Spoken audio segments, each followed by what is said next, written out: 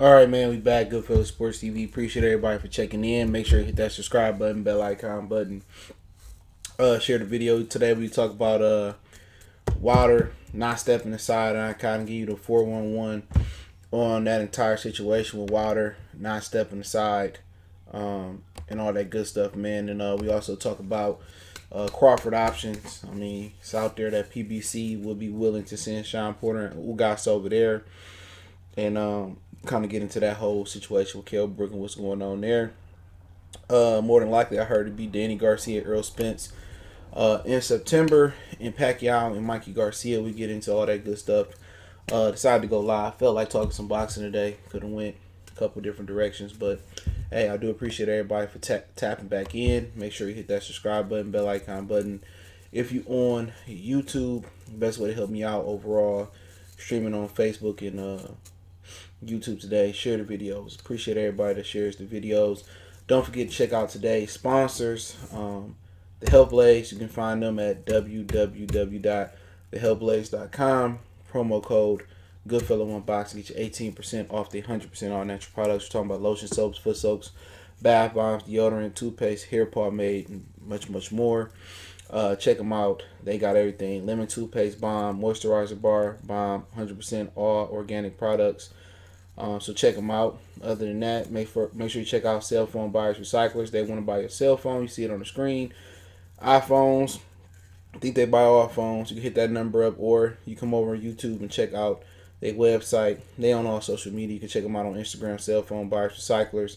Hit the number up if you got a phone you're trying to get rid of, damaged, good, mint condition. They're going to praise it, give you a number, and give you cash for it. So check them out. Don't forget to check out my boy Dame J album. Getting a lot of good reviews from it. No regrets on all streaming platforms: Apple, Tidal, Amazon, the whole nine. Spotify. Check it out. No regrets. Like I said, I like all 10 songs that's on the album. So check them out. You from VA. So if you from that Virginia area, show them some love. Bars, great production, the whole nine. Pound for pound boxing champion. I see you, Uncommon Sense, C-Dub. Salute. Every now and again I stream on Twitter, aka Periscope. So we'll get into that every now and again as well. So just give me one second, and then officially kick back on, man. So anybody that's watching out there, Royal, salute. He on Facebook watching us. Salute to Royal. Greatly says salute from Birmingham, 205. Ain't nothing but the love from the 205, man. So y'all on Facebook, I see y'all in the chat. Make sure y'all share the videos, man. So ain't nothing but the love. Got much love, man. 205 remind me of Detroit a lot, man. When I first touched down to Alabama, first place I came down to was Birmingham. It remind me right at home. El Jefe, salute. So let's talk about Wilder. All right, and I'll just read this shit, just to start off. Usually I say the rumors for the end, but and I'll let y'all know the 411 with the boxing schedule as well. So this is what the last thing I heard about the situation. So give me a minute while I'm pulling it up. Asked about it again.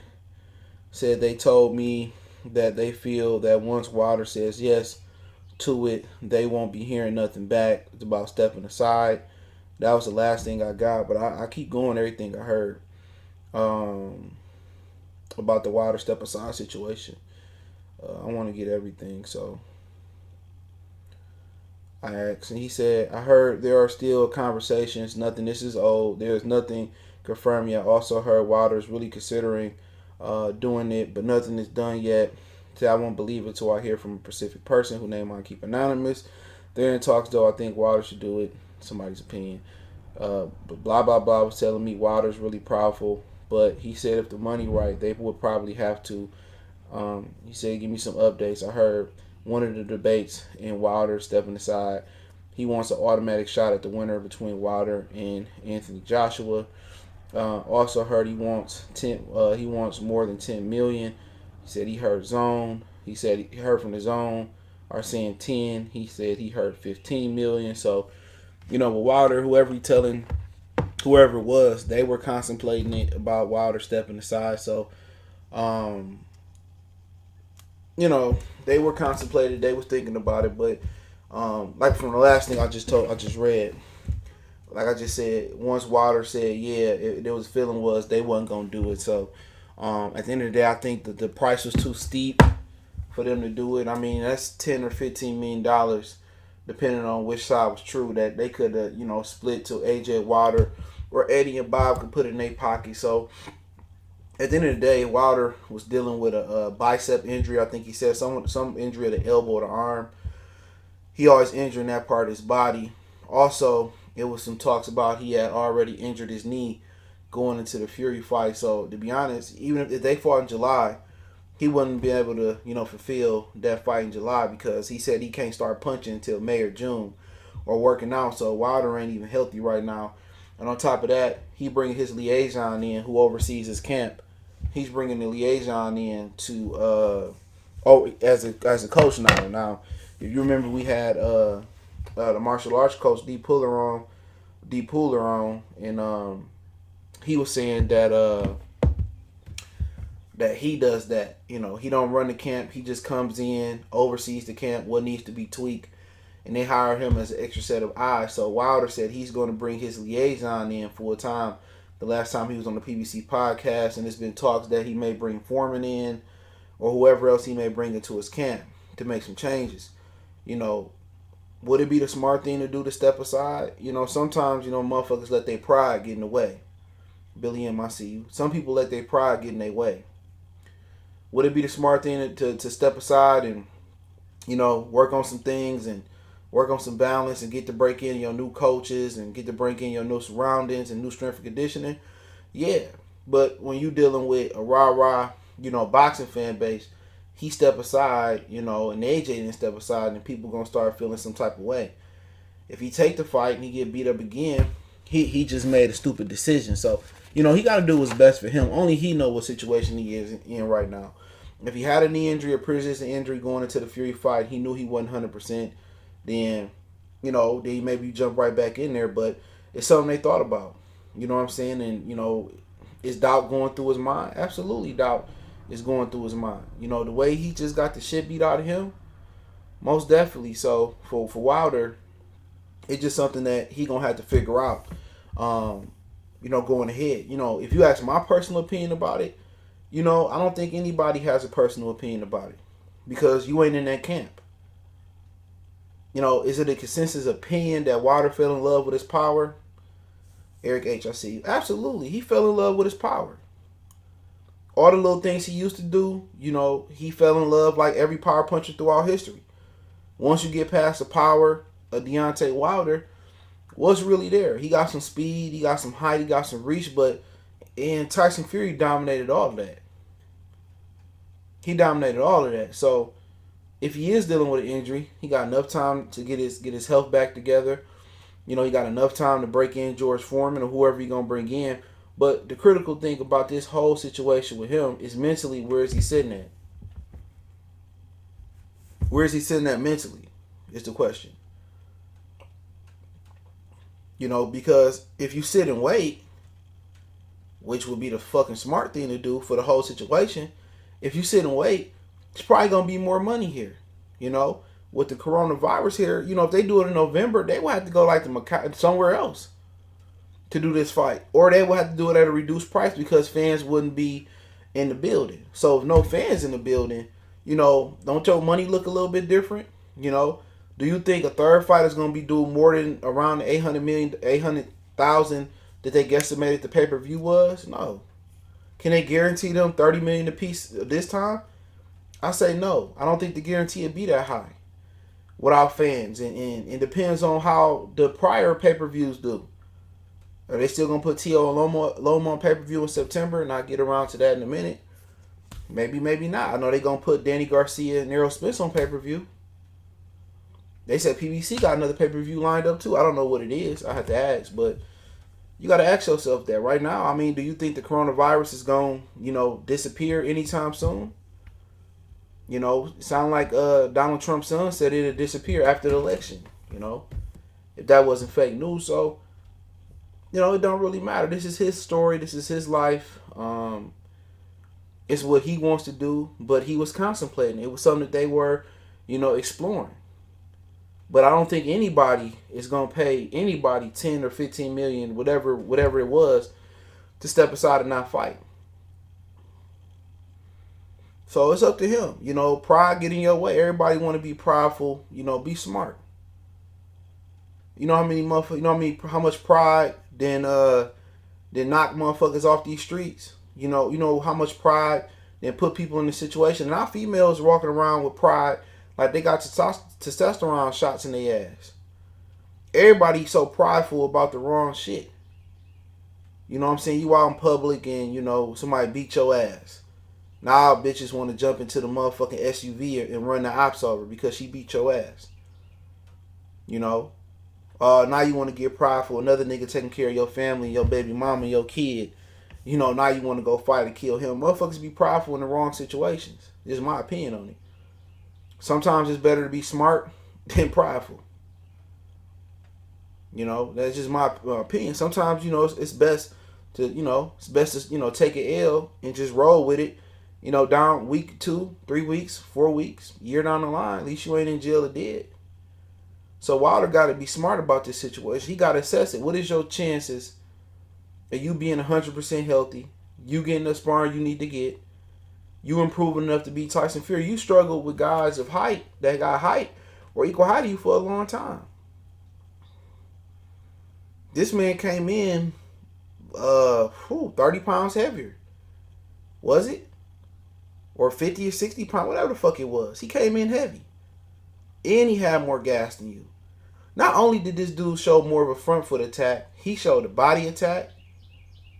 You know, and he showed that once I throw one or two more than 2 shots, more than 1 shot, you cover up, you can't slip and deliver. That's a lot of shit he gotta get. He kind of gotta correct. You know, you gotta work on the footwork first. You flat-footed, he on his toes. You know, gotta get that left jab working. You gotta pump it. People in peep game in some of them fights that he fought Wilder in, Tyson Fury was switching from lefty to righty to lefty. So you dealing with the one motherfucker who could have snatched your soul. You dealing with the one guy that could have dispatched you and took you apart. That's what you dealing with. You woke this dude up. You said that you wanted to fight this dude and, you know, it was over. He wasn't going to never come back from the ped test and being 400 pounds. You woke this beast up. Nobody would have shamed you if you didn't fight Tyson Fury. Nobody cared about Tyson Fury. You and Anthony Joshua screaming his name. Nobody was thinking about him. He is perhaps one of the most forgettable champions of all time due to the fight he had with Vladimir Klitschko. Very forgettable. All AJ and Wilder had to do was fight each other. They could have fought 2, 3 times, and they could have retired with the bag. Don't be Bernard, be Michael Jordan. You know what I'm saying? And what that saying mean is, don't fight until you did everything possible. Get knocked out the ring, get beat up, you know, get bruised and battered. No, you know, get out while you on top. You know, him and AJ could have fought 3 times, man. They would have made a couple $100 million. You know what I'm saying? Get out there. Wilder talking about I want to fight till I'm 40. This game ain't designed to fight while till you 40. This game is designed for you. This game is designed for you to get out in your early 30s. So you can have a figuratively of peace of mind and literally a peace of mind. This ain't the sport you want to see how far we go until somebody knock us off. No. Motherfucker, retire on top, invest your money, make your money make money for you, and get out the game and be an ambassador. You know, you see James Toney, he can't even say count me in. Evander Holyfield, you know, he done made way more money than Wilder and AJ probably ever gonna make in this sport. Why the fuck has he even got the thirst to come back? Mike Tyson, he the motherfucking engrossed almost $1 billion if you include inflation. You know, and if it wasn't for his name in the weed game, come on. He'd be broke if Ali didn't sell his name. So this little bit of money y'all making means nothing. Because greater men have went broke, you know, off of boxing. So with Wilder and AJ should have just fought each other, man. That's just my God honest truth on it. But The step aside, Mr. JC, salute. The step aside was something that he was legit considering. Make sure I hit the thumbs up button on Facebook and YouTube, man. If your YouTube messing up, we on Facebook. If your Facebook messing up, we on YouTube. You know, so it all boils down to it, man. If Wilder lose, a lot of motherfuckers, you know, it's gonna move on to somebody else to say he was a bum. But a lot of people wasn't sure that AJ was gonna be able to come back. You know, even though he was fighting the 15th best heavyweight, but AJ came back. You know, Wilder spoke his reality into existence. If I lose, I'ma come back. So really, you put your motherfucking foot in your mouth. So really, no matter if it was $100 million to step aside, the hypocrisy is still there. You got to get off that canvas and show us that you can beat Tyson Fury. Your challenge is way taller, you know, than Anthony Joshua challenge. But one thing y'all challenges got in common, one thing that they kind of go parallel in is they performances are erratic. Tyson Fury has never had a title defense. You probably in Tyson Fury's prime, whatever you want to consider is he ain't really never had 2 or 3 good fights that he's pearled in a row. He ain't really never fought consistently 2 or 3 good times. You know what I'm saying? He ain't got a long list of title defenses or, you know, a long list of golden performances where, you know, like Mayweather, he ain't getting touched, or Shane Mosley at 35 where everything he touched is crumbling. You know, he ain't got that. Tyson Fury has been very erratic in his performances, and is that due to, you know, not being focused in camp, not being, you know, disciplined with his eating and his training, or does it come with, you know, the ped rumors? You know, does it come with the ped rumors? Is that a sign? Because that's one of the signs of peds.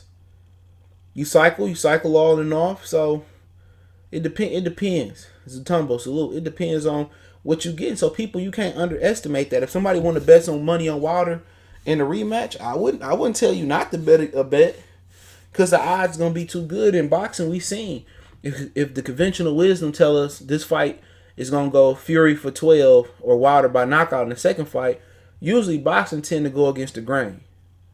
It goes the opposite. So, you know, for Wilder, you know, to me, it's either rejuvenation, or it's gonna be a commencement ceremony where, you know, he gonna be saying bye to boxing. Once you get past this, you know, I don't think he could recover. You know, I mentally, who wanna hit the reset button? Real talk. You know what I'm saying? You make it so far in a video game, and back in the day you didn't have a memory card, but memory card, do you really want to hit the reset button, or was you one of those people who leave the game on during the night and come back and play it and pick up where you left off at?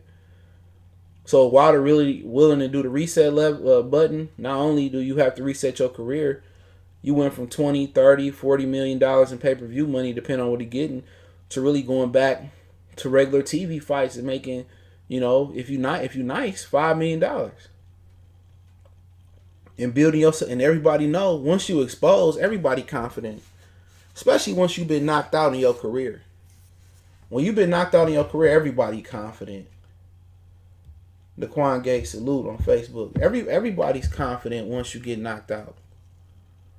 Because even if you hit them with some shit they don't like, in the back of their mind, they know it can be done before. And guess what? You got knocked out by a guy who is known to be feather-fisted. You didn't get knocked out by, you know, a perceived power puncher in Anthony Joshua. You didn't even get knocked out versus the next power puncher like Alexander Povetkin. You know, in most people's mind, Tyson Fury, you know, he was feather-fisted. You got knocked out by this guy. So if you get knocked out by him again, then the Michael Hunters of the world, and then the Dillian Whites of the world, and then a lot of these dudes of the world think they'll be able to stop you. And it's a blueprint to beat you. So this critical for him. This, in my opinion, this do or die. We've seen it before when, you know, Prince Nazim got, you know, destroyed by Barrera. I think he had one more fight after that. George Foreman, he had a few more fights, I think, after Ali, but he never regained it again until he was rejuvenated in the early 90s. We've seen a lot of dudes take, you know, a colossal ass whooping and not be able to come back from that ass whooping. So do Wilder want to, start from the bottom and get it out the mud again? He's a made man. You might see Wilder retire for 5-6 years and maybe want to come back on some form and shit. Javier say, people don't understand Fury, a big guy who wasn't sitting on his punches when he decides to produce some force. And yeah, he was on his toes, but at the same time, you couldn't explain that to people. When I was trying to tell people that a stoppage, Fury way wasn't out of the realm of possibility, I got booed off this motherfucker. And make sure y'all hit the thumbs up button on all platforms. Share the videos. C4C. When I tell y'all, I mean, what did Tyson come in? 180 something? Wilder came in 220. So that's like a fucking 60, 50 pound difference between what they came in as. That's a lot of weight to be given up. That's what people don't understand. In heavyweight, everybody power to be respected. Everybody. One punch can change it all. Leathers, I see you. But every motherfuckers, who just started watching boxing 5-6 years ago, they be trying to argue up and down. Them the motherfuckers who fucked the game up. These dudes that came in boxing at 15, 16. Shit, if you came in boxing in 2010, your opinion shouldn't even rank. And motherfuckers be trying to argue, you shouldn't have an opinion. If you only been watching boxing for 10 years, your opinion don't fucking matter. You know what I'm saying? Say you a fucking coach and you start coaching in 2009 and now you here. Come on, man. You ain't ain't nobody gonna respect you like that unless you did something, great. That's why you gotta catch yourself with arguing and battling with some of these niggas on. Man, they don't know shit about boxing. Motherfucking kids. Ain't never been to a gym. Ain't never been to a fight. Motherfuckers 5'5", 5'6", can't even jump rope. Don't have a jump shot, can't catch a football, can't kick a soccer ball. You know what I'm saying? Can't play rugby. Just professional trolls. So come on, you talk about motherfucker who can't tell you nothing about 90s, 80s, and don't even try to go back in history and try to learn the game. You know what I'm saying? Just fanboys. I remember Oscar De La Hoya and Sugar Ray Leonard had fan girls. Bitches wanted to fuck with them, The golden boy. I mean, Sugar Ray was the first golden boy. Now I get it. Girls. Oh, Oscar, Sugar Ray. I get it. But you got motherfuckers, Errol, Deontay, Loma. Like, dude. Professional cocksuckers. You know what I'm saying? Professional cocksuckers. I've never seen nothing like it in my life. It don't stop there. LeBron. You know what I'm saying? Like, dude. Just the era we in, man. But yeah, Wilder thought about it. I mean, I heard they wasn't even gonna probably give him the step aside money that he wanted. Some people say 10, some people saying 15, but it was a real thing. But Charlie, I see you. Russell, salute. You gotta always watch what you say. Your words will come back and bite you in your ass. If I lose, Oz gets back up. That's what Wilder said. But he did say AJ can come back. Mr. Smith, salute. Let's talk about Crawford. What I found out funny about Crawford? Put my legs up and shit. I got my hair cut yesterday. When girl cut my hair, I did the line. So I had to go get me some clippers. Second time, came out better. I can't be sitting. My hair grow too fast and too thick. I can't be sitting here, but I'm happy that it do grow back. But this is the new narrative, bro. These dudes begged this man to fight Kell Brook. He ducking Kell Brook. Oh, he need to fight Kell Brook, right? Now that, Kenny Porter, which you can't trust shit, he say he like the fucking he like the Green Goblin. Coffee salute. He like the Green Goblin, right?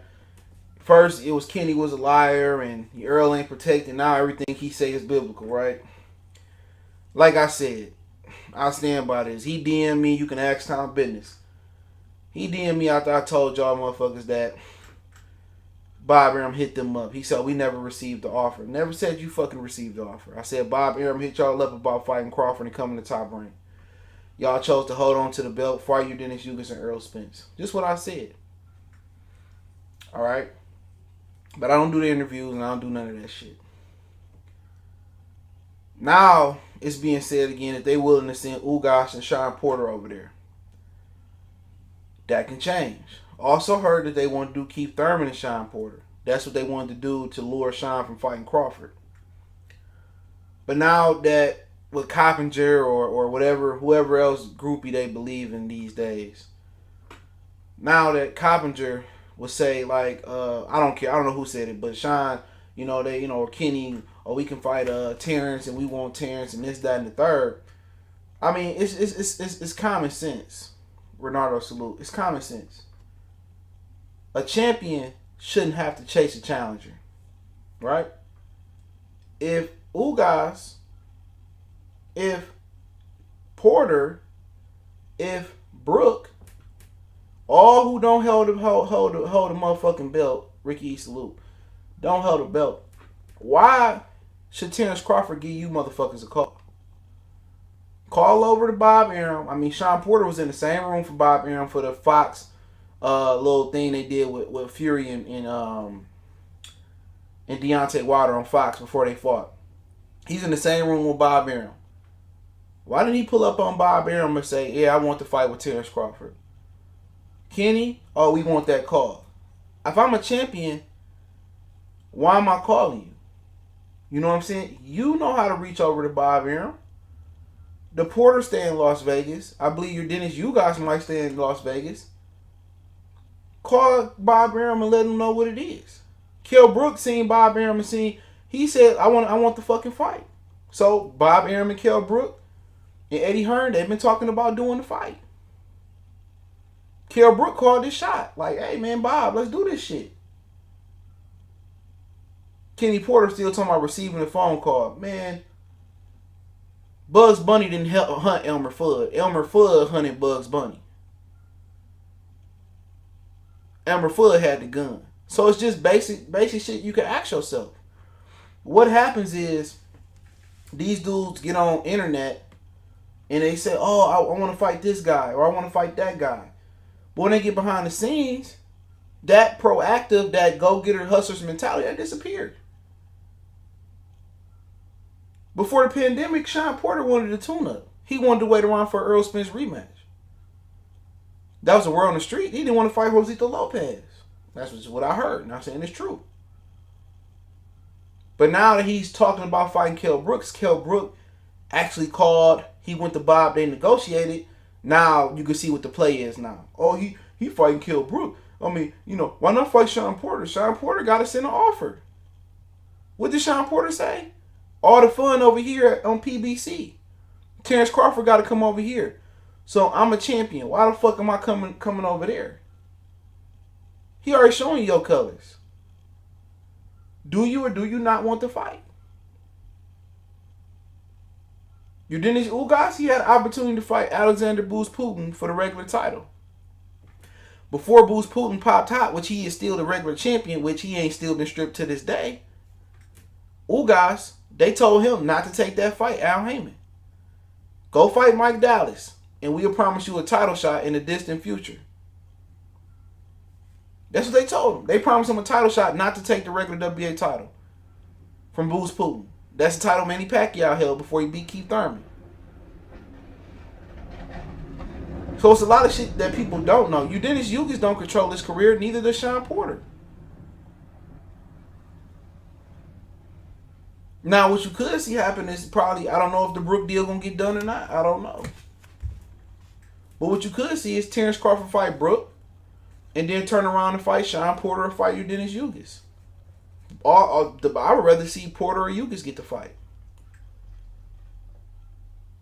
Are those both low risk, high reward fights? I mean, high risk, low reward fights? Absolutely. Kell Brook is a guy who can't even make 54 no more. 47 no more. And he comfortably make 54, but he doesn't, his body type doesn't fit at 54. You know what I'm saying? He kind of between her. And it's kind of funny it's kind of funny being a tweener because junior middleweight is a tweener division. Which, you know, I don't remember how low it goes. But it should be like, featherweight, lightweight, welterweight, middleweight, light heavyweight, heavyweight, and whatever the lower below that is. It's like 8 original weight classes. So, you know, asking for catch weights, it's already catch weights. A junior, super, those are catch weights divisions. And they still, you know, asking for catch weights and rehydration clauses. But he's a guy that's between 47 and 54. He don't have enough skill to compete at 54 to beat the bigger guy. The foot movement not there. The defense not there. He don't have enough power. He don't have enough. It's like eating something somebody prepared and ain't got macaroni, ain't got enough cheese, ain't got enough butter. You know, it's like cooking a cake and ain't got enough frosting. You know what I'm saying? They said put 2 eggs, you only got 1 egg, 1 small egg. He don't have enough ingredients to be able to match up to be a good super junior middleweight. But he can't really make welterweight no more. So that's not a competitive matchup at all. It might be competitive early on when, you know, Crawford trying to figure him out. Bernard, salute. Well, you know, we kind of feel out wrong. Some dudes start slow. Bernard was a guy that started slow. Floyd started slow. So just because a dude started off slow and losing rounds, you know, Thomas Delorme was winning rounds off Crawford early on until Crawford, you know, snapped like a crocodile and broke his and cracked his jaw. Crawford showed the ability to start fast versus Amir Khan. But his nature is to start slow. So he might lose a couple rounds to Kell Brook or be some close rounds early on. But I just think too strong, just too perfect for 47 right now physically. It's too perfect. When I say too perfect, not mean he got the best job. I mean physically, he probably not struggling to make that weight at all. It's comfortable. He ain't draining no muscle. He ain't burning no extra water. His brain's sending the right amount of water. The legs is there. The speed is there. The power. He not leaving nothing on the scales. He not leaving nothing in the gym. That's why he one of the most dangerous welterweights out there. Because he's a comfortable 147. Who else comfortable? Everybody didn't stay they welcome there for the most part. Even a dude like Vigil Ortiz. By the time he blink, he not going to be comfortable no more. Errol Spence, he didn't overstay his welcome there. Kell Brook, he ain't comfortable there. Shawn Porter, he ain't comfortable there. Keith Thurman, he not 100% comfortable there. Only thing that's keeping these dudes here is the money and the fear of going up to 54 and getting the shit beat out of them. J8, I see you. Russell, I see you. These motherfuckers not comfortable at the weight. No, just keeping it real. They not comfortable here. Danny Garcia dying to move up. Look at his face. And it's the one motherfucker who moved up over there and didn't move down. Other than Omar.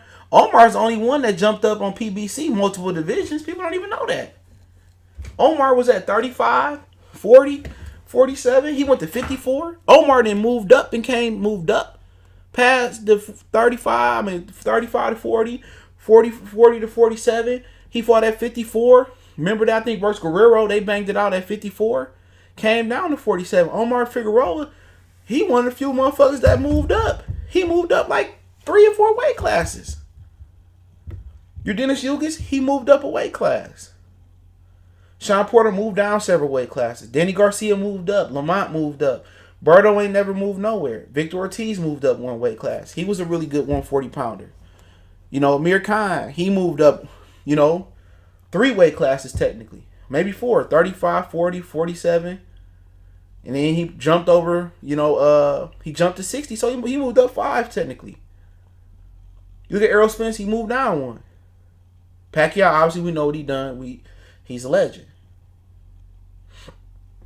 You feel me? So, he's one of the few dudes that's comfortable with the weight. If I had to give you a list who comfortable out of the top guys, it's Pacquiao and Terence Crawford are at they comfortable in their skin like a Dove commercial at the weight.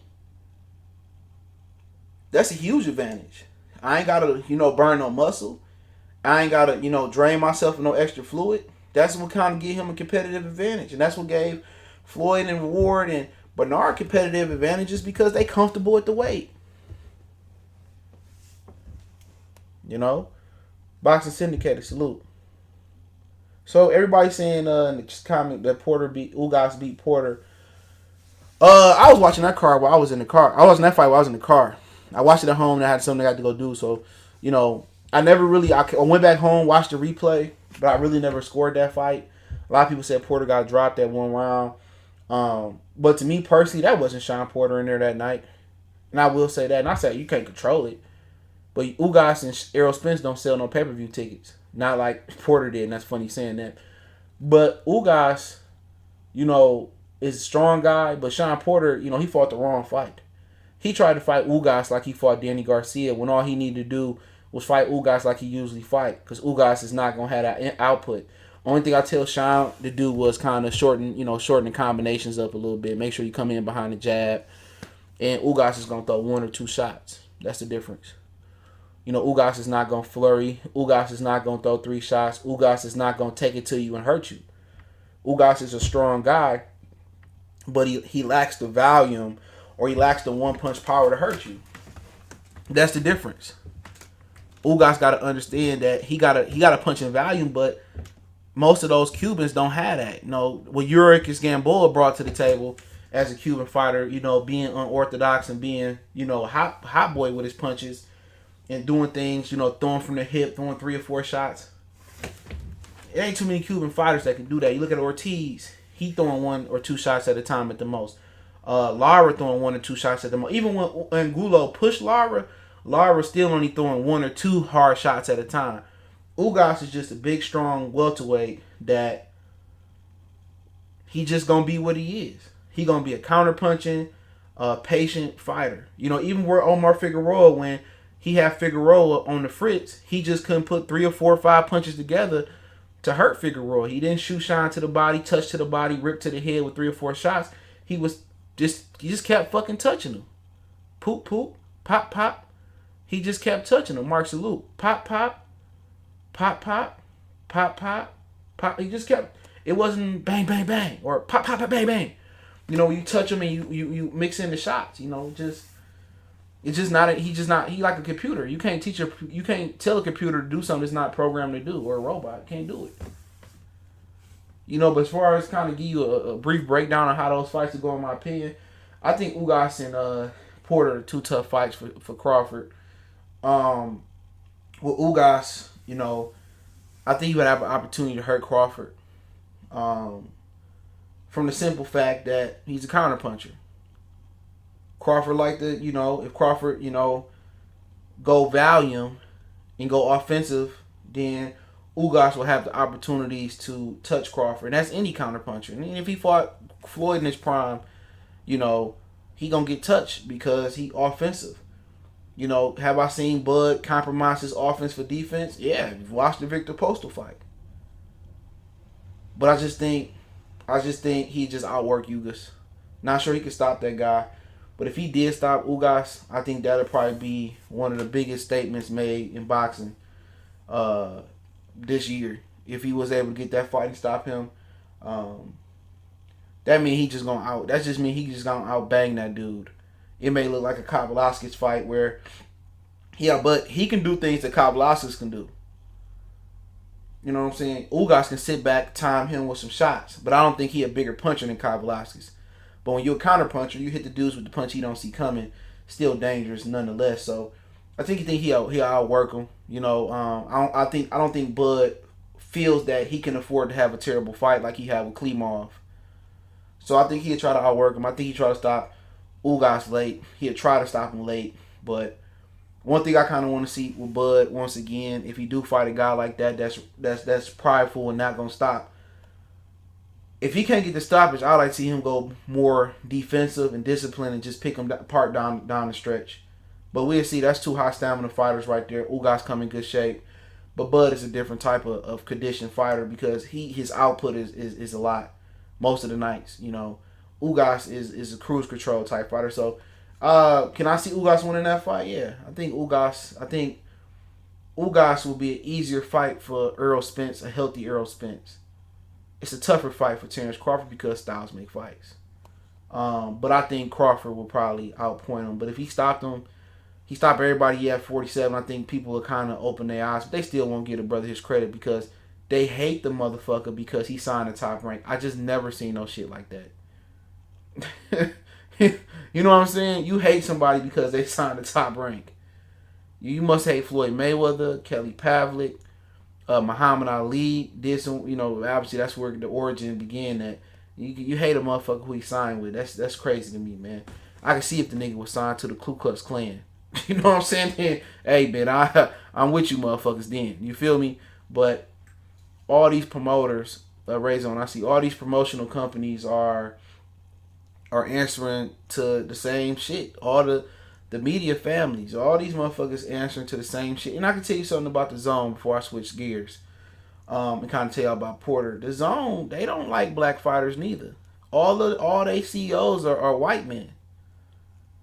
So you wonder why they won't force, Andrade, Canelo fight Andrade. That ain't the place to be for black. And I got this from somebody that ain't black that told me this about the DAZN. The DAZN don't care about black fighters. So, I mean, you think PBC care about black fighters? Go look at Gary Russell. Shit, that's all I need to say right then and there. But Shawn Porter, that's a tough fight for a totally different reason. Shawn got good head movement, good feints, good speed. I don't think since he fought Gamboa, he fought a better athlete than Shawn Porter. And to be honest, Shawn Porter could be the best athlete at 147 pounds. So when you see the best athlete at one of the more historic, weight divisions in 47, that's difficult. But the problem with Shawn is he smothers his punches. And the problem in this fight for Shawn is Crawford throws straight punches. That's the difference. Errol, he don't really have the timing and the counter punching, and he couldn't control. I'm gonna say he don't control distance. He couldn't control this. He couldn't control Shawn Porter like Kell Brook did. And does that make him a worse fighter than Kell Brook? No. You know what I'm saying? They don't. I mean, some fighters can do things people can't, but I think. Keith Thurman couldn't do it neither because Keith Thurman wanted to hook with Shawn Porter instead of throw straight punches. And obviously that was his detriment versus Pacquiao not throwing straight punches. But, Shawn Porter would give him problems from a foot standpoint.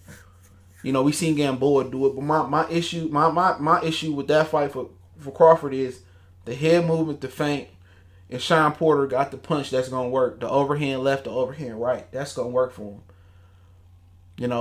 If he able to get in with that overhand left and right, Brook was able to keep his hands up. People didn't get Brook kept it. Sometimes you just got to keep it simple. You chilling with a chick, you ain't got to do all that extra shit. We all know a nigga that did the extra shit and fucked the pussy up. Oh, man, you think I got too much money? Oh, nigga, I should pull out my Rolex. Sometimes all you got to do is just play the role. That's it. Sometimes with the women, all you gotta do is he said he explained why your source lied about Wilder stepping aside. I never said he did. I said he was thinking about stepping aside, but nobody ever said Wilder was stepping aside. They had talks about him stepping aside. So come on. So I don't know if you just jumping in here because I was gonna block the shit out your ass, but nobody ever said, "Oh, Wilder has stepped aside." Did you see a video? Send me that link that you found where I said Wilder has stepped aside.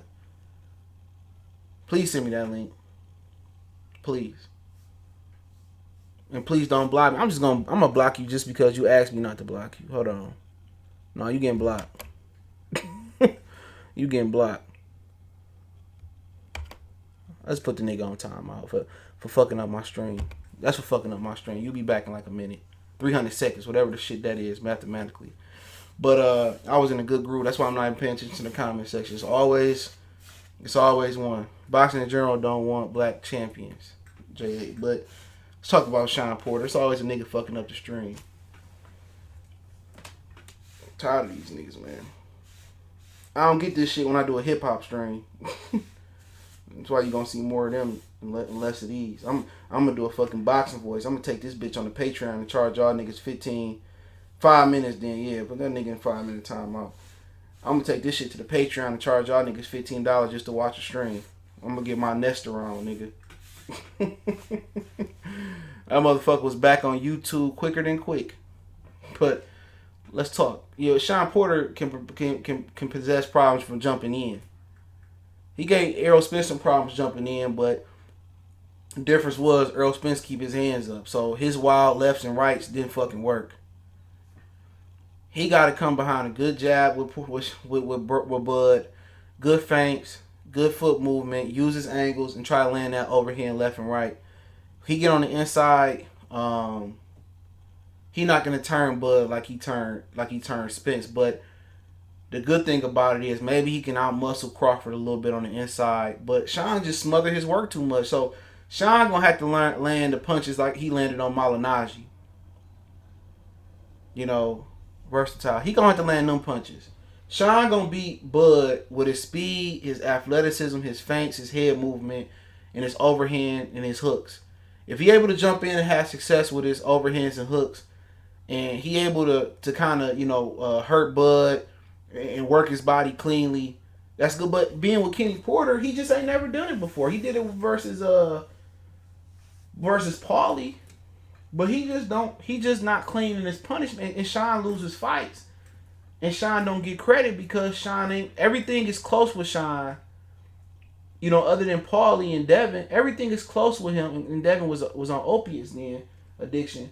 Everything was close with him because he don't have ring generalship or clean punching. That's the problem. He don't have no clean punches. Shawn Porter don't know where is his sweet spot is as a shorter fighter in this division.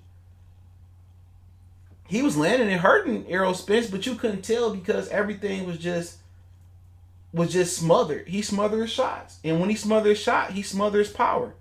When you smother your shot, you don't have no leverage on your shots. You know what I'm saying? So that's the issue with him. And that's nothing that's going to be figured out. He going to win that fight, feinting, angle, using angles, and coming in with his overhand lefts and right. If he able to hurt Crawford, then he'll be able to maul him to the ropes. But Crawford going to try to treat him like Felix Diaz. And if Crawford able to, that stick able to find the target consistently, when you can touch him, there's no two without the one. So if he able to touch him with the one, the two, the hooks, the lefts, the uppercuts, it's going to look like a Diaz fight. So Shawn got to feint, Shawn got to weave, Shawn got to bob, and Shawn got to get off with his overhand lefts and right. Amir Khan had success. Gamboa had success with that. But if you allow this man to see what you're doing, he going to pick Shawn off with straight shots. That's going to be the difference between him and his possible performance with Brook and Thurman and Errol Spence performances. Kell was able to control him with the one. When he able to control him with the one, the two, the left hook followed, the uppercut followed. He was able to hold him. For Crawford, if he able to find his one, he able to touch him with the one. Everything else, he gonna try to batter Shawn. That's just what it is. If Shawn is able to slip the one and able to get off cleanly, Shawn gonna have a great chance of winning that fight. But even if they get on the inside, Crawford know how to handle himself on the inside. And even if Shawn is a stronger fighter, he smothers himself. So, I like Ugas in the Shawn Porter fight. You know what I'm saying? It tell us a lot about Terence. I already believe he a dog. Neither one of them is a monstrous puncher. Neither one of them punch like Errol Spence. Neither one of them punch like Keith Thurman.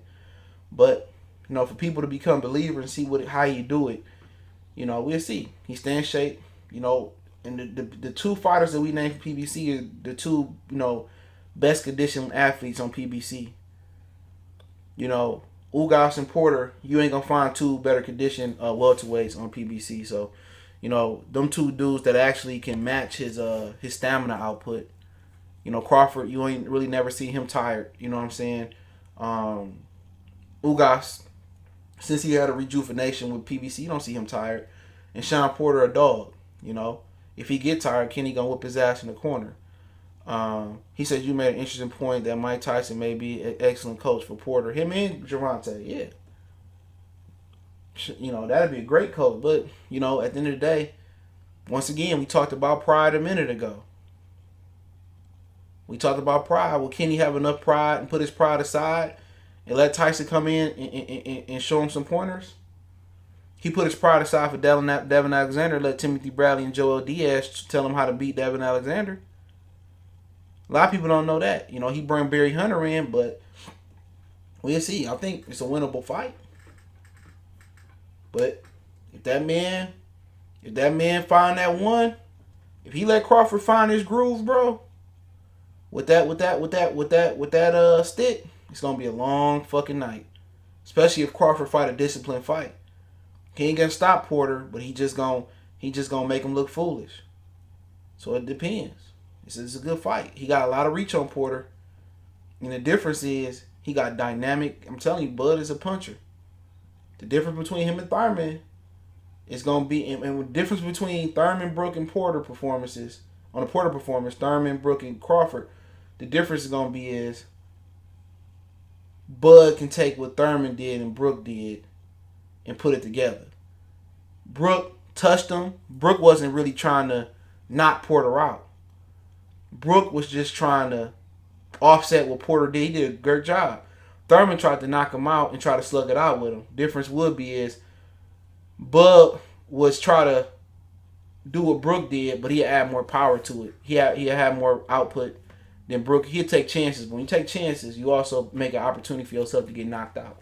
So, let's talk about Danny Garcia and Errol Spence. I think that's gonna be next. That's what I heard, and I kind of going a little backwards today.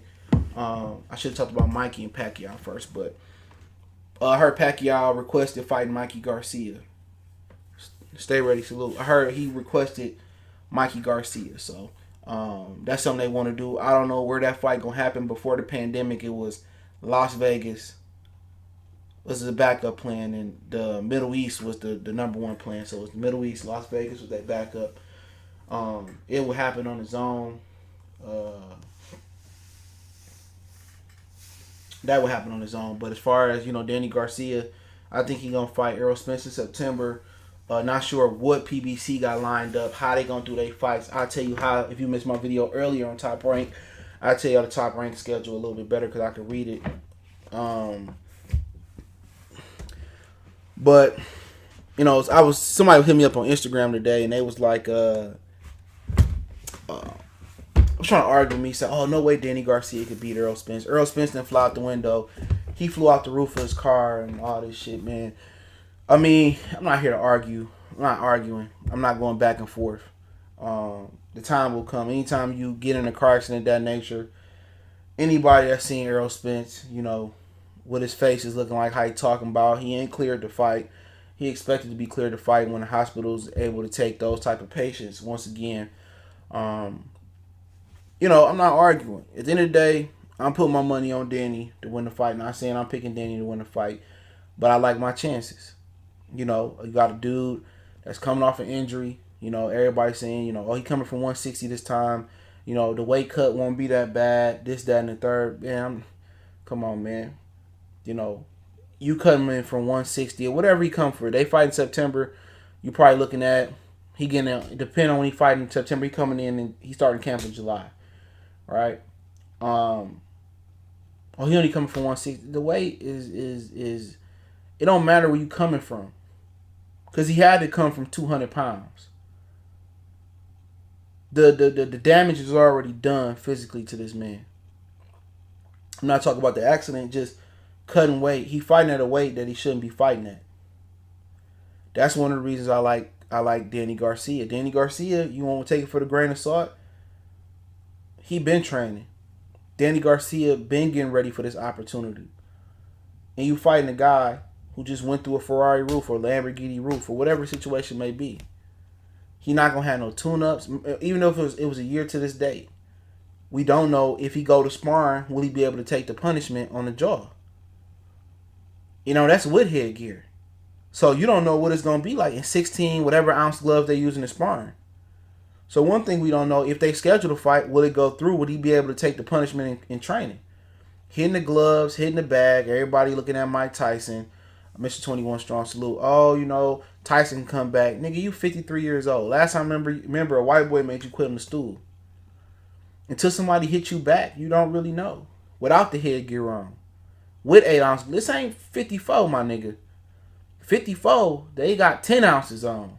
It's a little bit more comfortable. 47, they wearing 8-ounce gloves. The last division that you put them 8-ounce gloves on. Danny Garcia is probably one of the top punchers in the division. Danny Garcia, what he do best? He take advantage of openings. So if Errol Spence say, oh, I'm going to fight, he got to fight Danny Garcia fight, or he got to, he want to pull down on Danny Garcia and fight an exciting fight and don't box, it's going to be a problem. And then again, the dudes that give Danny Garcia issues are the dudes who are fluid, rhythmic, slick. Lamont had a little bit of slickness left to him when he fought him. If Herrera was he was kind of faint, twitchy, and had good jerky movement. Those type of dudes that give Danny Garcia issues. Amir Khan a little bit. Even Eric Morales had, gave him a little issues with his upper body movement. Those are the guys that give him issues. The guys that bend at the waist. The guys that faint. Errol Spence, you're not getting none of that. You're not getting none of that. You're getting a dude that's going to be on balance. He going to pick shots off with his gloves. He going to go into the high guard. And he going to throw 1, 2, 3. He going to work. He going to throw his shots. You're not getting a guy that's going to faint, slip. You're not going to get that. So Danny Garcia, his target going to be right there on the center. It's a great matchup. I said this 3-4 years ago. I don't understand why he's running from this guy. Even if the dude choose to box, he's not getting on his toes and being flashy. At Errol Spence at his best, do I expect him to beat Danny Garcia? Absolutely. If Errol Spence is at, if he the Errol Spence that fought Shawn Porter, I like Errol Spence still. Comfortable decision. 3-4 points. I like to see somebody go to Danny body, but that's one of the issues when you fight Danny Garcia. Right, salute. You go to Danny Garcia body, it's the reason why Matisse didn't shoot that left hook to the body. Not because he wasn't capable. You go to Danny Garcia body, you open yourself up for a counter shot. And people got this facade that Danny's only good with a no-look left hook. Danny got an excellent counter right hand. You know what I'm saying? Danny got a good left hook. Danny got a good overhand right hand. Danny is a two-handed puncher and a two-handed counter puncher. Danny will catch. Danny will shoot. Danny's been sparring big southpaws. He don't really have a problem with southpaws from what I remember. So it may serve Errol Spence to keep everything to the head early on. Because if you go to the body and Errol Spence is known to square up. He gets square sometimes. You get square with Danny, it's just one shot. There's this type of power he got. You go to the body on Danny. Danny get that opening. Danny catch. Danny shoot. Danny catch. Danny shoot. So I will not have a prediction for this fight. I'm predicting I'm being an opportunist. I'm not betting on Danny because I know Danny gonna win. I'm betting on Danny because the odds are gonna be fucking good. Like I'm betting a couple hundred on Matthew Stafford to win the MVP. Why not? That's almost a $10,000 bet off $200 or $300, $250. Why wouldn't I? I might put $100 on Aaron Rodgers to win the MVP. Couple hundred on Aaron Rodgers. That bring back $200. Bring back a $4,600 return right now. I'm playing the odds. This ain't nothing about wins and losses. If Danny open up a nice amount and it's a nice amount on the books, I'm taking that shit. It's just too good. Too good. Not saying that I can't tell you who's gonna win. I'm not in Errol Spence camp. I don't know the punishment he can take. I told you this a long time ago. He fought Pacquiao. He fought Danny Garcia. Whoever he choose he was gonna fight. I can't give an opinion on it. I can give you an opinion from when he fought on Shawn Porter, but this ain't that guy, to my knowledge. If you tell me he the dude who fought Shawn Porter, then yeah, I think he beat Danny Garcia. Just boxing that motherfucker. That's it, boxing. But also, you got to put this into consideration when you're talking about betting. No counterpuncher really, a guy that's truly known as a counterpuncher, none of them punch enough. Mikey Garcia is a counterpuncher. But you seen, Danny and Mikey got good one-punch power. We seen that versus Vargas. So the more, when you tend to fight guys like Danny Garcia and Mikey Garcia, when they were comfortable weight class with adequate opponents, the output is going down when you fight a counterpuncher. When you see people fight Bernard, other than Joe Calzaghe and Roy Jones, those two all-time great fighters. When your average fighter fought Bernard, your average fighter, I'm going to say average, but you know what I'm talking about. When dudes fought Mayweather, you know what I'm saying, and they fought counterpunchers, their output go down. When people fight Lara able to slow the pace, they punch output go down. The output just goes down when you fight dudes that's able to counterpunch and able to, do what Danny Garcia can do. So if Errol Spence come out throwing a lot of shots, that's going to give Danny Garcia an opportunity to touch him. Counterpunchers love guys, volume punchers. Now, some motherfuckers just got too much volume. Some people just, some fighters just too patient. We seen it with Rigondeaux and Loma. We seen it with, Lara kind of struggled with Angulo a little bit. Jared Hurd. Some dudes got the remedy. You know what I'm saying? You seen it with Trout and Hurd a little bit. Hurd volume just took over too much. Some dudes just got the remedy. But dudes that got that volume, they take some fucking punishment versus some counterpunchers. Hurd took some versus Trout. Hurd took some versus Lara. You know what I'm saying? Loma was just absolute dominant. Victor Ortiz took some punishment to get to Floyd. You can take some punishment. You fight somebody like Danny. But one thing you gotta kind of put into, you say you don't know what type of person Errol Spence is gonna be coming to this fight physically. I mean, we all see him on the All the Smoke podcast. He don't look 100%. Nowhere close to it. But one thing you gotta say for Danny Garcia, it's it. This Danny Garcia legacy right here. If Danny Garcia go in there and lose by 2 points, even if it's debatable, it's disputable, right? If he go here and lose this fight and don't get an immediate rematch or some shit like that, if he get blew out the water, outpointed comfortably, it's over for Danny Garcia. He can't go up to 54 and fuck nobody up for real, but he probably can't even he probably wouldn't fuck Kell Brook up like that. It'd be a close fight. He can't move back down. He done fought Keith. He done fought Shawn. You know what I'm saying? Who else he gonna fight? Berto. He don't want to fight Ugas. He didn't want to fight Lipinets. So if he go in here and lose this fight, where else can Danny Garcia go? So Danny Garcia is in a situation where he hungry. He hungry. This it for Danny Garcia. This is The Last Dance. One of the X-Men movie called The Last Dance. What that nigga DJ say, a motherfucker, a hustling flow. It ain't over for me. Oh, nigga, you lose to this nigga. It's, you the ops.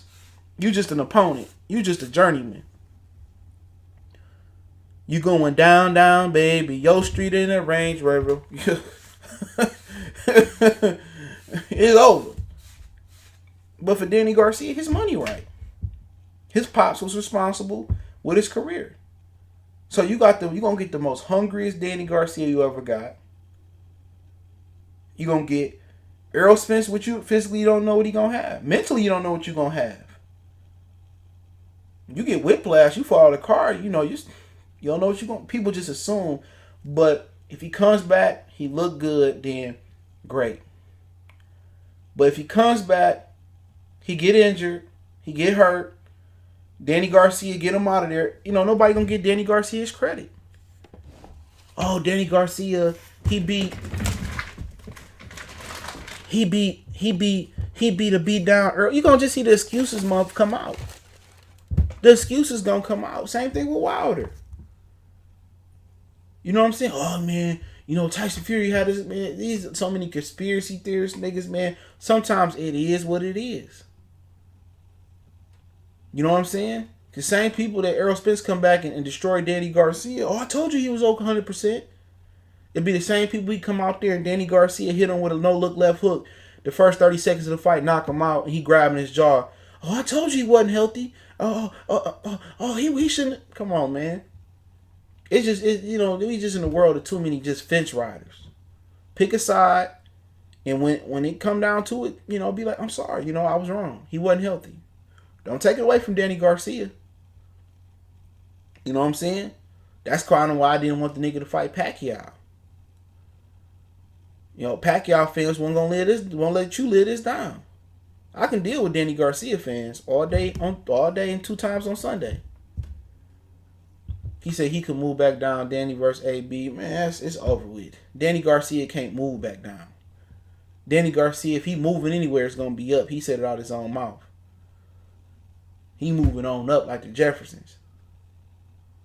But we'll see what happens. But I always said stylistically, this is a great fight for Danny Garcia. You got a dude that ain't on his toes, that's flat-footed, who ain't gonna, be slick and dance like the people that he got a guy like Lucas Matisse who gonna be in this wheelhouse. You know what I'm saying? And only problem for him is Errol Spence got 6 inches in reach. I think it might be something like that. Yeah, I think Errol Spence 72, he's 68 or 67 and a half or something like that. So he ain't dealing with nobody that's gonna be all fast and twitchy. He'll know where to find Errol Spence at. It's gonna be I think Errol Spence at his best, Danny is going to be a great fight. I think it's going to be a modern day classic for this era. You know what I'm saying? It's kind of like, curving the scale for hip hop albums or rap albums. You know what I'm saying? Not saying this is fucking the Chronic doggy style. It was written, whatever. All eyes on me, ready to die. I don't leave nobody fucking out. Niggas be crying. It may not be a classic as far as that. America's Most. It's been 30 years since that album came out. Soul Train and Lost They Soul. I love that American Most Wanted album, but it ain't a classic like those. Safe and Sound. It's a classic it'll be a modern day classic for this era. So I think it'll be a really good fight between two of them. I think you got the classic, classic offensive fighter versus the classic counterpuncher, and I always thought this would be stylistically one of the best fights PBC can put on. So we'll see. He said, 54 Danny will get killed. How you moving up and you can't beat the top people? This is not the UFC. That's what he say. He just say he physically having a hard time making the weight. I mean, if you can't make the weight, what you want the nigga to do? If he want to keep fighting, he think he can go up there. He can't make the weight. Can't make it. But yeah, Mikey and Pacquiao end off on. I'll take questions after this. Mikey and Pacquiao. I've been said this. I heard Manny want to fight. He want to fight Mikey. They sparred a long time ago, according to Mikey Garcia. Other than that, man, I don't even know how to feel about this fight. I think Mikey got a chance because he can counterpunch, and Mikey got really, really good dynamic power, but he just don't have enough output. So it's going to just come down to, can he catch him like Marquez? And do Pacquiao get old overnight? 704 Joe salute. That's all it'll come down to. If Mikey can't catch him and Manny don't get old overnight, that's it. Manny gonna outwork Mikey Garcia. And if this was Manny like before the Marquez knockout, it might sound stupid, but I might give Mikey more of a chance because Manny was a little bit more reckless with his punch output. Right now, Manny is picking and choosing his spots very, very well. You know what I'm saying? So Manny ain't being reckless. Manny gon' do get out the way. Get out the way. So what Mikey gonna have to do is he can do this like one or two ways. He can make Manny come to him and try to make Manny reckless and time him.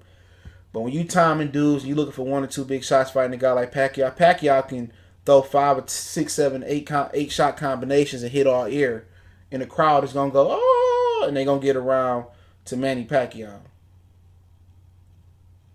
You know what I'm saying? Hold Doc. He said he wanted to shout out to Hold Doc. Hold CC. I don't know what all that about, but you got a shout out. So he can either sit back, let Pacquiao shoot his combinations and try to pick him off. I'll bring Marquez in personally. try to punch in between his combinations and knock Pacquiao out, or he can do the Keith Thurman thing and try to walk Pacquiao down, keep Pacquiao on the back foot.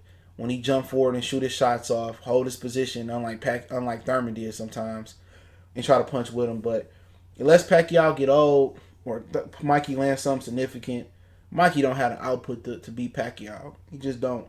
He got the power, he got the counter punching, but again, Pacquiao ain't as long as Errol Spence. But I can see Pacquiao getting a stoppage here. Just busting Mikey up. Mikey wanted to get out of there when Orlando Salido was, dropping them bows on him, throw them bows. You know what I'm saying? He was looking at the referee. No problem. He was looking at the referee. You throwing them bows and headbutts. Mikey, look at your nose. So who you got, Lubin or Harrison? I don't care about that fight, bro. Lubin should win the fight. Harrison don't have no father, no coach. Tell Lubin, go fight Lara. I've been saying that. He dug Lara. But I'll get to Q&A. You want to fight a nigga who daddy just died. Like, what nigga do that? But they don't have that energy towards Lara. When Luis the Cubas came with the Lara fight, them motherfuckers didn't want the fight. So, you tell me. You tell me. You think Tank is burnt? Tank don't like boxing. Think about Tank. I'll get to questions in a minute, man. Let me finish this Mikey off. Mikey I don't know my dog barking at. But Mikey Garcia and Manny, that is just gonna go out. It's gonna go one of three ways. Mikey gonna land something significant, and Pacquiao get old overnight. That's gonna be the narrative, and knock Pacquiao out. Pacquiao gonna overwhelm Mikey, and he gonna get stopped throwing the towel style, or Mikey gonna go into safe mode, and Pacquiao just gonna be doing him like Broner. Either he gonna be Marquez, he gonna get Cotto'd, or he gonna be Broner. That's the three scenarios I see this fight happening in. And if they go overseas and you can get you get Super Manny Pacquiao, it's over with. He probably gonna knock my fucking Mikey Garcia head into the 18th row. Into the what's the Legion of Duns? The Duns. He gonna knock that motherfucking head. He gonna do a fatality. Finish him. Your soul is mine. He go over there, man. Victor Conte better. Victor Conte can cook all the potion he want to up. He ain't gonna be able to get Mikey Garcia looking like Juan Man Marquez was looking that night. But y'all can ask the questions. He say Tank ain't never loved boxing. They said that Tank used to quit in the amateurs all the time. He just shut out. So Tank don't love boxing. It's hard to love boxing, bro. Only the select few fighters really love doing this shit. A lot of these dudes doing it for the money. I think Tank want to do it for the fame. I think that's it. Bobby, salute. I think Tank don't want to fight. I don't think the will there. You know what I'm saying? He don't love the sport. So I don't think it's burnt out. I just don't think he was. I just don't think he liked doing the sport. So you'll never beat guys like Shakur and Devin. He got the talent. You know what I'm saying? The talent is there. Speed, power, skill, boxing. He a natural talent, but I don't think he love the sport, and that's all right. But it's hard to do a sport you don't love like this. Castellanos Lubin. I think that's a tough fight for him. They was talking about that fight and it didn't happen. It was supposed to be on the Ivan. They was possibly thinking about that fight on the Red Cash Broner card in October. But Castanos went and fought somebody else. I can't remember what the fuck he fought. Was it Lara or something? Or he didn't fight at all. But I know Lubin didn't want to fight Lara. They go around here pumping their chest saying I'll run up on anybody. But when they tried to make the Lara fight, it didn't happen. That's a classic case of you believe in your own hype. You know what I'm saying? A motherfucking nigga daddy died. You talking about, oh man, I don't care. I feel, fuck out of here, bro. Nobody trying to hear that shit. That's a pussy move. And I ain't missing no words, bro. And niggas talking crazy during the pandemic like this shit can happen. PBC don't even have a plan right now. From what they probably developing a plan, there's no plan right now. There's no plan. They was talking about doing Castanos and Lubin and it didn't happen. I don't know who didn't want it. Can't say who or who didn't want it, but it is what it is. Any more questions? until we get some more questions, I'll round off this boxing. He said when boxing returns from our company may be forced to offer lower purses. Do you think the mean less quality fight? Well, let's talk about it. Let's talk about it. I'm going to tell you all the schedule. If you didn't see the video earlier, this will be way more thorough because I can read it off the phone. So I'm going to tell y'all everything. Tell everything. Hold on. Okay. I'm going a little bit too far.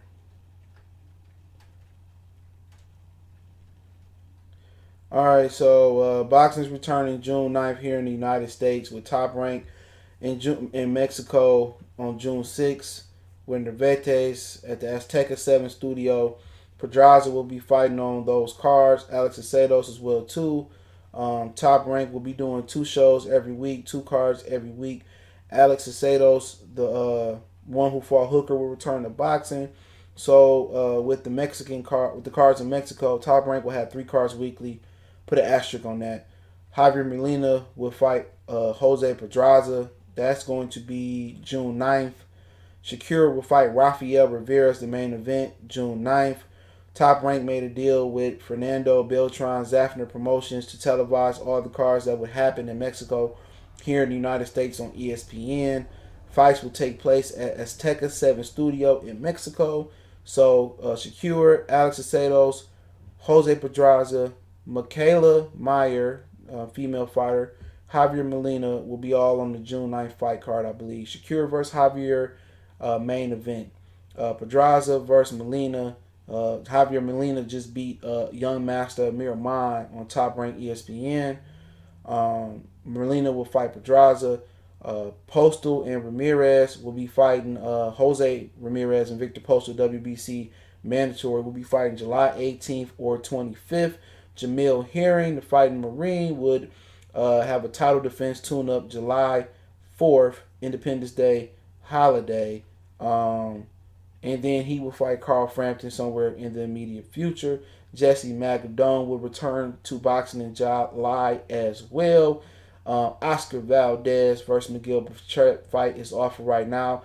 Oscar would have a tune-up fight and then fight Burchett in October. I know Burchett will be on one of those Azteca 7 studio fights that'll be streaming on ESPN.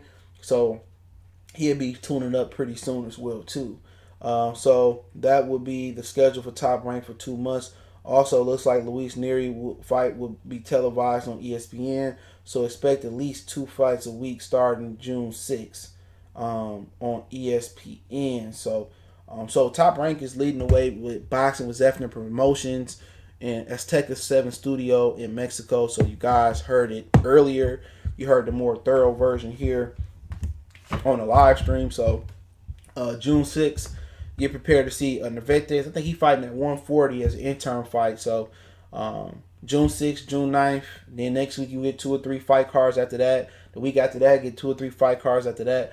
So they powering through. The best fight that I've seen so far is Victor Postal and Jose Ramirez, July 18th or 25th. So I think most of these fights are going to be going down without an audience in a ballroom in Las Vegas. They'll put them in a bubble where I guess they would stay at the hotel. They'll go to the Top Rank gym, and then they'll just be in the same little bubble. So Crawford, don't really know what's going on with him, what the plans is. He is in camp with Jamil Herring. PBC, I don't know what they thinking, or I don't know what's going on. I heard the DAZN possibly coming back not until August or September. Only thing we know about PBC is they planning something for September with Danny Garcia. Don't know what their plans are going to be. So boxing is returning June 6th, June 9th, ESPN, Top Rank, regular ESPN TV, I've been told. So be prepared for boxing to get back rolling. So that is what it is. Any more questions, I'll take them right now. If you got some questions on Facebook, got you. He said they saved the best fights for last night, tonight. Indian. Oh, yeah, I remember watching that series as a kid, bro. They was going back and forth. He said, I can't wait to see him with any of them young guns. Tank was a champ before them. I can't wait, especially T.O. famously Mayweather told Tank, you go easy on T.O. Let Tank tell it. Tank said that about anybody who get the best of him. So, I mean, we'll see. You know, I don't see them getting into the ring with each other no time soon. I did hear that Devin Haney and T.O. was they thought about doing that if Lomachenko can't come over, but I heard Loma and T.O. will probably get the fighting in September. As long as Loma team tests negative for the coronavirus, they'll fly them over to the United States, and then they'll be doing that fight behind closed doors in September. You know, we'll see if they pump in some fake crowd noise or something like that. But if anything else, that you got questions, I answer them. I know the Last Dance on, I got it taped so I can watch it from behind and eat my dinner. Oh yeah, Gilberto Ramirez trying to buy his way out of Top Rank. I've been saying that for a while. He got to pony up on some money for to buy himself out of his contract.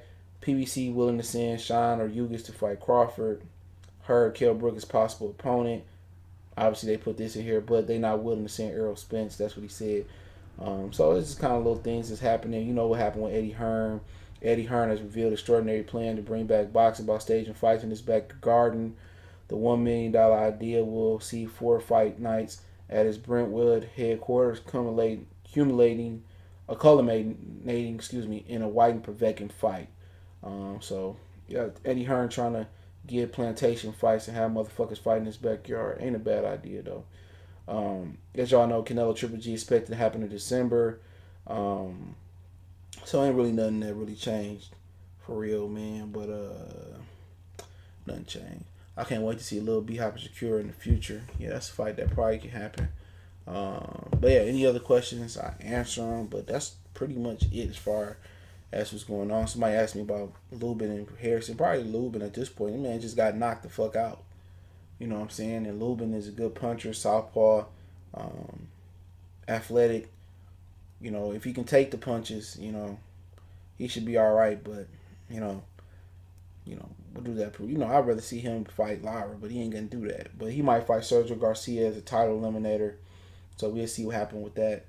But other than that, that's pretty much it. So if anybody got no other questions, we'll see. But Shakur and Warrington have some words. You know, Warrington don't want to fight that boy, so there ain't no point in bringing that up. But hey, appreciate everybody for checking in. If no more questions, I'll give it a minute. Boxing related. There's no more, then I'm going to skirt. All right, it's no more. Appreciate it. Hit that subscribe button, bell icon button, share the videos. Check out the Boxing 101 playlist if you missed any boxing live streams. Appreciate the love, support. One time